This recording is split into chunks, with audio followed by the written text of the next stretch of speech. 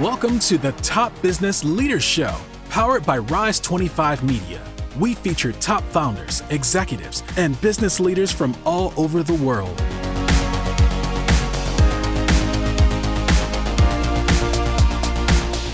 Chad Franzen here, co-host for this show where we feature top restaurateurs, investors, and business leaders. This is part of our SpotOn Series. SpotOn has a best-in-class payment platform for retail, and they have a flagship solution called SpotOn Restaurant, where they combine marketing, software, and payments all in one. They've served everyone from larger chains like Dairy Queen and Subway to small mom-and-pop restaurants. To learn more, go to SpotOn.com. This episode is brought to you by Rise 25. We help B2B businesses to get ROI, clients, referrals, and strategic partnerships through done-for-you podcasts. If you have a B2B business and want to build great relationships with clients, referral partners, and thought leaders in your space, there's no better way to do it than through podcasts and content marketing. To learn more, go to rise25.com or email us at support@rise25.com. A serial entrepreneur, Eric Goodwin is always looking for the next mountain to climb. He's involved with a variety of successful businesses and investments, including Goodwin Family Management, Goodwin Recruiting, and the Friendly Toast Restaurants, which has 5 locations in Massachusetts, 2 in New Hampshire, and 1 location in Vermont. Hey, Eric, thanks for joining me today. How are you? Hi, Chad. How are you? It's great to be here.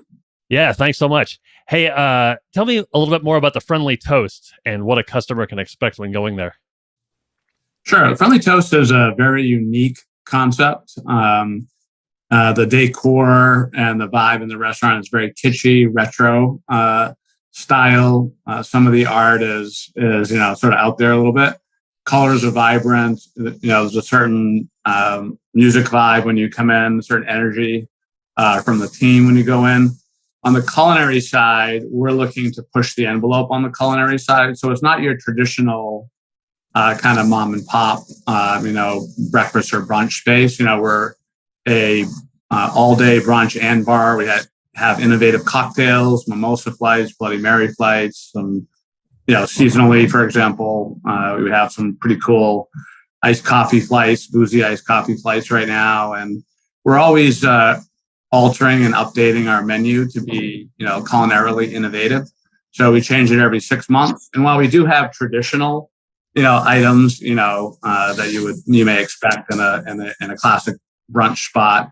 Our menu is, 72 items. It's eclectic, and we put a lot of time into sourcing the right products and sourcing the right ingredients and keeping that creativity going. So, cool spot overall.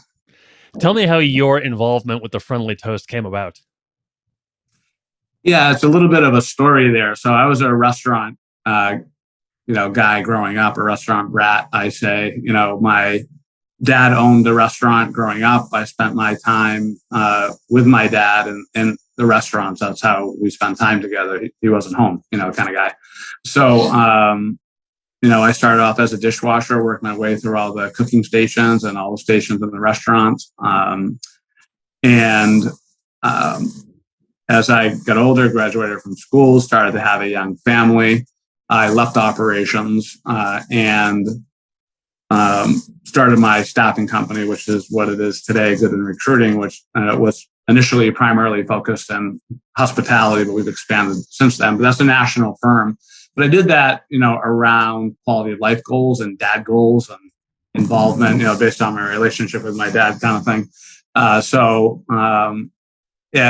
As that progressed and was successful, I am, entrepreneurially minded, and I really didn't see a cool, hip brunch all day and bar kind of space out there. You had sort of your old school, traditional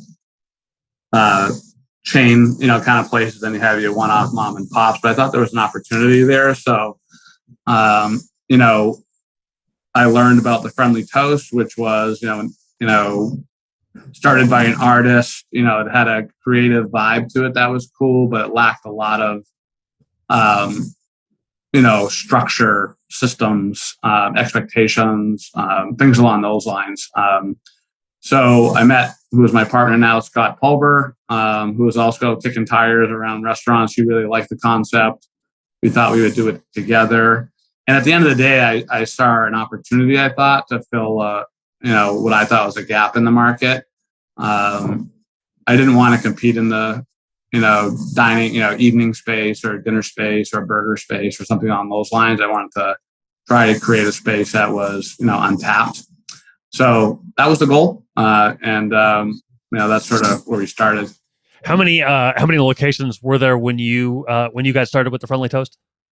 There were two. There was one, the original in Portsmouth, New Hampshire, and then the second one was in Cambridge, Massachusetts at the time. And now you have several more than that. How did that kind of evolution come about? Yeah.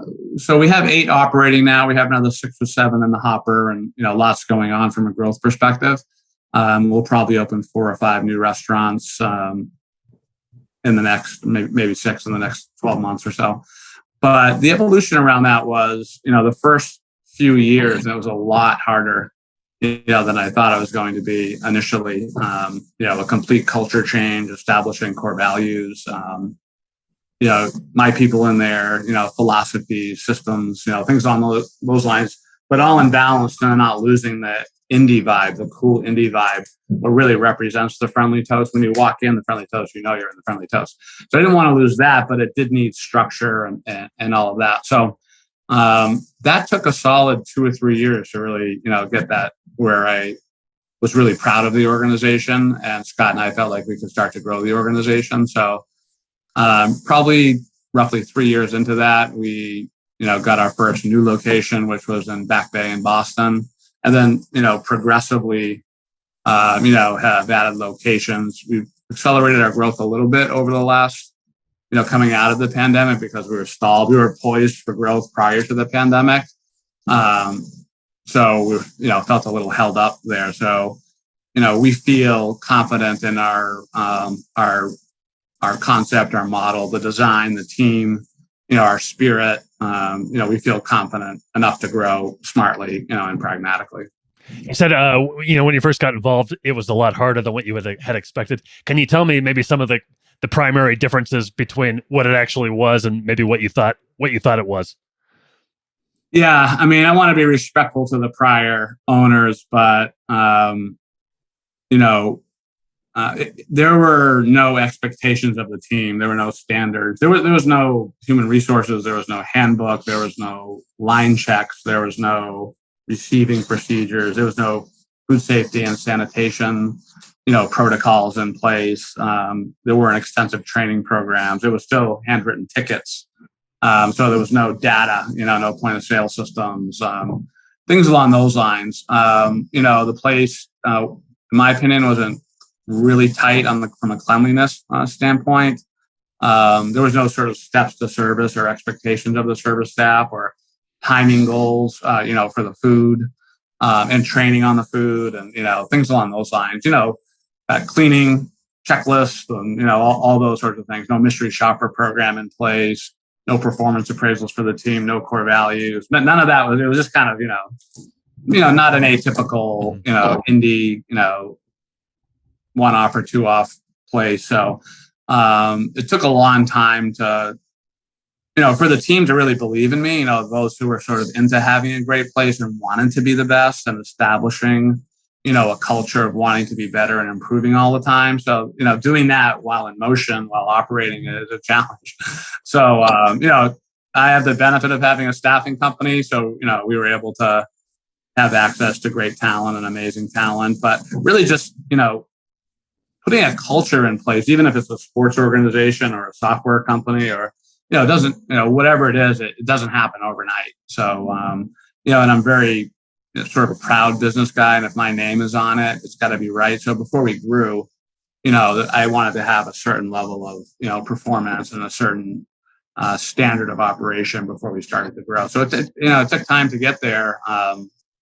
But, we had to wait it out and make sure it was the right time to press go. So, how do you do that? You have kind of an existing staff in place. Maybe they don't know that they're doing it wrong necessarily. They just are kind of used to doing it a certain way. And then a new person comes in. How do you kind of change all of that stuff on the fly while keeping the operation going? Yeah, in hindsight, it was very challenging, and I kind of put my head down, kind of thing, and blocked out the noise.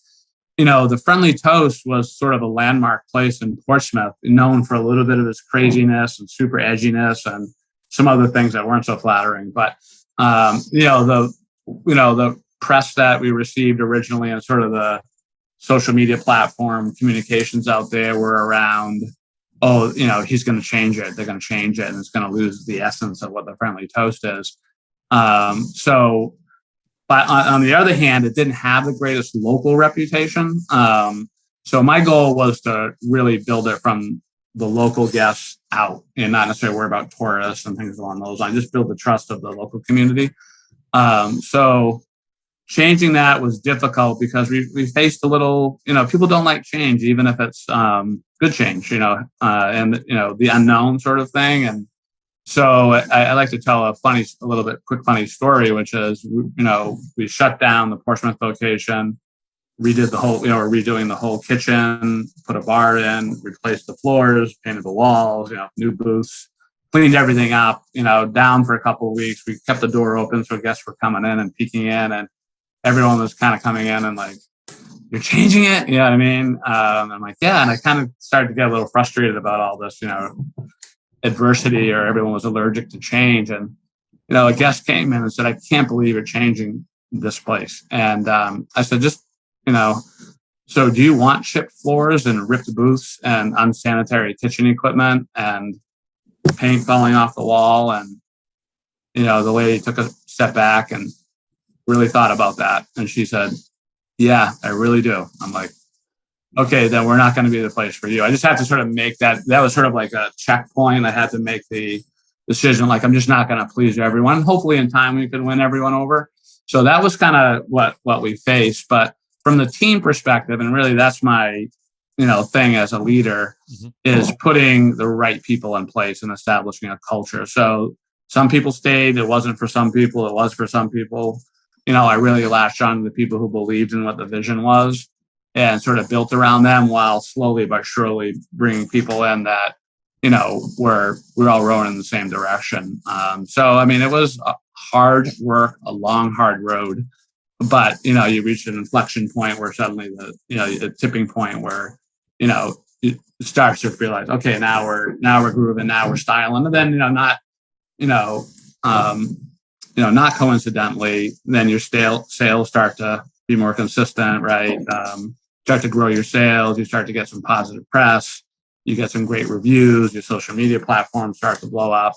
So, just had to believe in the plan, be disciplined, stick with the plan, and really just believe in the team. Get the right team in there and support the team. And I spend my time with my team, and I want to make it a great experience. So you were able to kind of maintain that unique vibe that attracted you to it. How have you kind of kept that vibe consistent now with, many more locations than what you started with? Right. It's a stated goal of us to be, professionally organized and have a professional organization. What I say in the non-guest facing ways, right? So that means 401ks and health insurance and paid time off for hourlies, being an innovative employer, right? Celebrating diversity, really building culture, and, having those infrastructure things in place where our team has a platform to communicate, with each other. We recognize great restaurants, we recognize our team. We have, training programs, and we have opportunities for the team to grow from within. Just a strong culture. And we have the infrastructure systems in place, so human resources, business office, all the tools, that you may see in a classic, well-operated restaurant group. We have those in place. But the balance is, not to become a homogenous, sort of be a classic lose your vibe energy spirit. So I always say, like, behind the scenes, we're all aces, right? We're running an organized, place with vision and expectations and all that. Front, we don't micromanage. I don't micromanage team uniforms. We don't roboticize the steps to service. We want to hit those steps to service, but we don't want someone to. You go into a chain restaurant and they're like robots, right? So no personality. So we really encourage personality. We want to hit our points, but We want them to do it in their own way. And from a sort of decor standpoint, design standpoint, we tried to take, what was cool about the toast and really, take it to another level. So we keep the kitschy, very eclectic vibe going. And we think we've actually made that a little bit better over time. But our locations are not cookie cutter locations. Excuse me. So we aren't building cookie cutter, buildings and exact same prototypes that you may see. So everyone has their own nuance, location has their own nuance to it. And, where each restaurant has a little bit of a different, within the context of our design, expectations and goals, but each restaurant still has its own very much of an indie vibe. And, our music is unique, our style, our food presentations are unique. We haven't corporatized our food presentations. We're scratch kitchen, spent a lot of time doing that. Things along those lines. We really, work to strike that, what I feel like is a tightrope walk, really, and a balance between guest facing, indie vibe, people surprised that we have other places and other locations, which I take that as an actual compliment. Because they don't feel like this is a chain, and I love it. And I don't like the word chain. I don't allow it. We're a curated indie restaurant group. So that's sort of the approach. That tightrope walk between organized, clean, innovative, culture, team, all those systems that back that up, and then out front, hopefully the guests, they know that they're in a great place and that there's a certain vibe to it. But they don't feel like it's sort of they like it that it's organized and good, but they don't feel like we sold our soul. Yeah. And so, what are some of your goals moving forward then with the Friendly Toast? You said you have a bunch of locations to come. Our goal now that we haven't arrived, and I'm always reminding our team, despite our, success and, positive mojo out there, we're not ready for the Restaurant Hall of Fame yet. We still have things to improve on continually. And so we're always working to improve. And really that's sort of part of our culture, is that we're never satisfied. We like the journey to the top of the mountain rather than reaching the top of the mountain. So we're continually challenging ourselves and raising the bar. So we have places to go and things to improve on. So, the overall goal is to, at this short term, call it the next 36 months or so, grow to 20 to 25 restaurants. And then you're at sort of an inflection point about, what we want to do as owners, our team, what their goals are, and things along those lines. If we, we'll see what our options are at that point, whether we start to go more national and less regional. We do have a lot of interest. We have people knocking on our door, obviously, all the time, sort of investor groups or venture cap groups or, certain fund groups are always knocking on our door, which is, I take that as a compliment. I think, people are smart enough to see that we've got a little bit of a lightning in a bottle here, but, I think we have a way to go, before we get to, that sort of thing. So how is Goodwin Recruiting involved with restaurants and hospitality? Yeah. So Goodwin Recruiting and the Friendly Toast, have a symbiotic relationship, obviously. And, my daughter was a recruiter for a while at Goodwin Recruiting. So it was, sort of in her DNA about Friendly Toast. So it was a natural place for her to recommend candidates. The Friendly Toast in general represents a great opportunity for managers. We have we're a little different because, we offer day hours, right? So, we're only open till 8:00 on Friday and Saturdays and 3:00 all the other days. So, it's a natural draw for people who are looking to, kind of be out of the late nights and the weekend sort of thing. But in terms of Goodwin Recruiting, we have our great relationships. We're treated like, a regular client too. And it's been important to me to draw a line of distinction because I don't want, my Goodwin Recruiting clients to think that, I've had a little bit of this. Eric's getting all the good, candidates kind of thing. Our team, they run their businesses and they're going to make smart recommendations to our candidates and what is the best fit for them. And sometimes a Friendly Toast is, sometimes it isn't. That sort of thing. I mean, it's nice, obviously, in some ways, but, Goodwin Recruiting is a separate entity, and it has its own goals and its own objectives at the end of the day. But, I try to,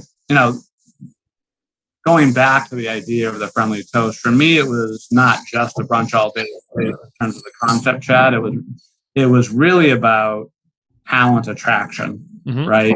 So that was really the primary reason for it. So, we have 45-hour work weeks, more days off, more vacation. We do things, those hours and all that are all about my approach to business and life, meaning all going back to my dad not being home, right? And my parents being divorced, all that. And my dad goals of wanting to be an amazing dad. That's why I started Goodwin Recruiting.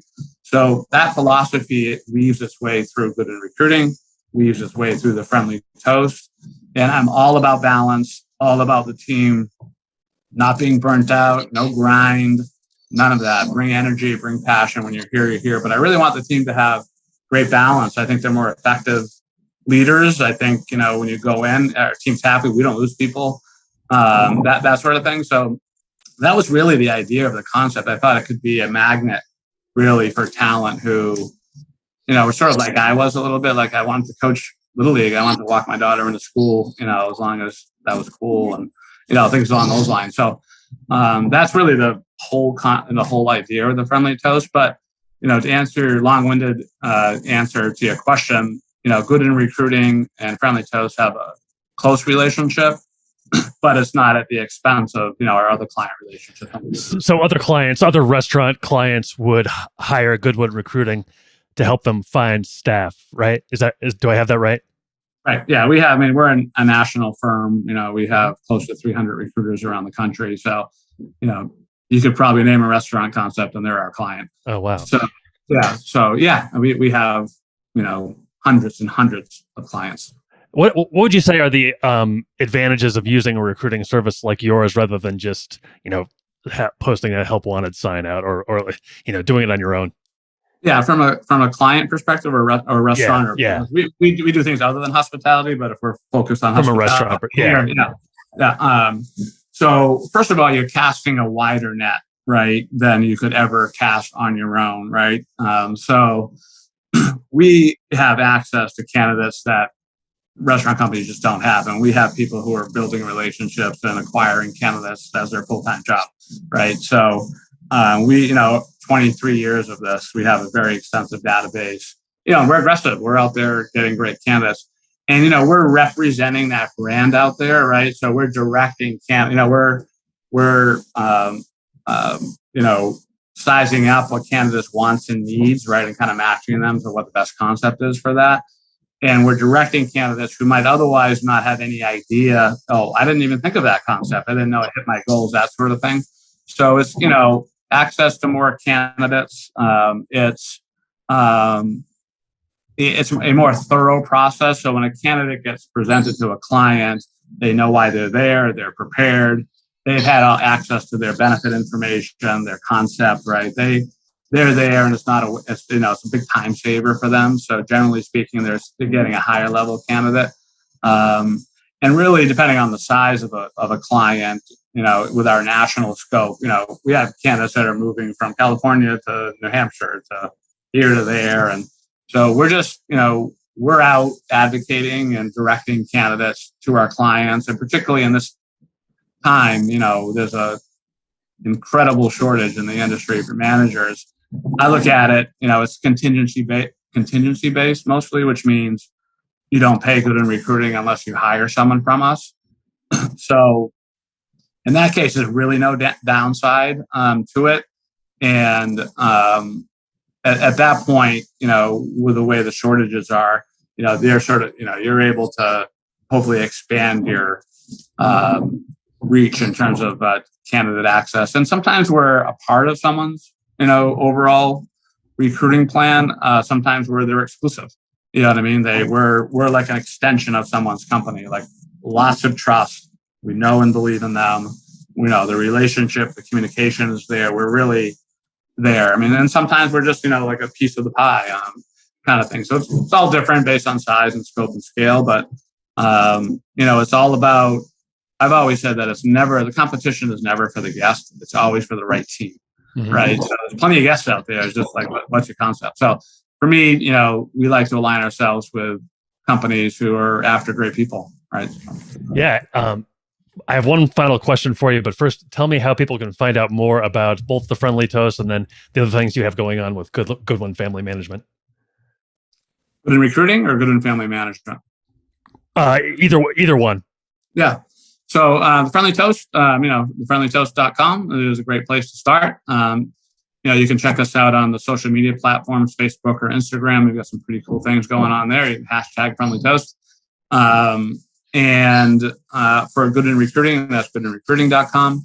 And Goodwin Family Management really is a company that is the finance and business office for some of my other entities and investments. So that really is my CFO, the COO of Goodwin Family Management is my son, Tyler. And we have about a team of 14 or 15 people there who are human resources and the accounting business office functions and finance functions. So all the business side of stuff, the banking relationships and benefits and accounts receivable and payroll and, all of our financial statements and accounting relationships and things along those lines, investments, things like that. Okay, last question for you. If you were to go to the Friendly Toast as a customer, what would be kind of your go-to item of choice? Yeah, it's a 72 menu, but wow. I tend to lean towards our, we call them Friends with Benedicts, so our Benedicts section. We have some really cool options there, and I think that's, a great product. One of our best sellers is hash quiche, which is a cool item.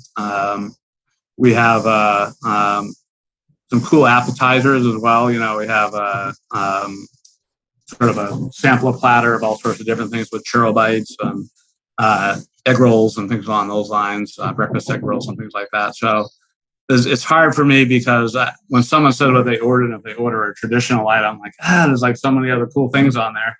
But we always encourage people to sort of take a tour through the menu and check out different sections of it.